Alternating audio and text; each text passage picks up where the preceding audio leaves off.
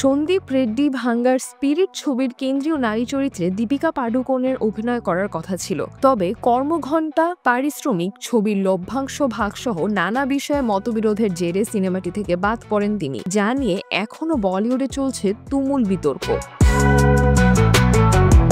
জানা গেছে, মা হওয়ার পর ৮ ঘন্টার বেশি কাজ করতে রাজি নন দীপিকা। সেটা নিয়ে যত ঝামেলা। এই ইস্যুতে এখন পর্যন্ত কথা বলেছেন অনেক তারকা। এবার মুখ খুললেন কাজল। কাজল বলেন, 1990-এর দশকে তিনি অভিনয় শুরু করার পর কর্মজীবনের ভারসাম্য বজায় রাখার চেষ্টা করেছেন। পরিবারের পাশাপাশি প্রযোজকদের সহায়তায় তার এই কাজটা সহজ হয়েছে। আমি সেই অল্প কয়েকজন ব্যক্তির মধ্যে একজন ছিলাম যারা একবারে একটি ছবিতে কাজ করতাম।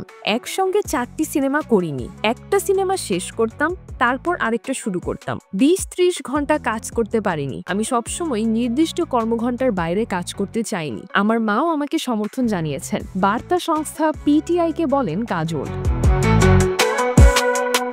কাজল আরও জানান, স্বামী অজয় দেবগনের সঙ্গে প্রথম সন্তান নাইসার জন্মের পরও একই কথা হয়েছিল তার ভাষ্যে, আমার মনে আছে এই আলোচনাটি হয়েছিল। বেশিরভাগ প্রযোজকই সহযোগিতা করতে চান। অতীত অভিজ্ঞতার কথা ভাগাভাগি করে কাজল বলেন, যখনই তিনি ব্যক্তিগত ক্ষেত্রে চ্যালেঞ্জের মুখোমুখি হন, তখন তার সিনেমার প্রযোজকেরা পাশে থেকেছিলেন এবং প্রয়োজনে তাকে তাড়াতাড়ি সেট ছেড়ে চলে যাওয়ার অনুমতি দিতেন। কাজল বলেন, আমার মনে আছে ইউমি অর হাম এর শুটিং চলছিল তখন।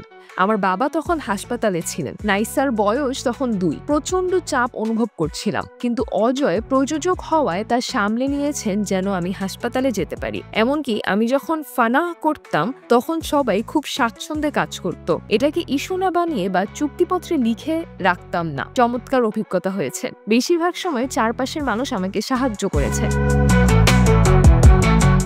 চিত্রাতুল আভা, দৈনিক আওয়ার বাংলাদেশ।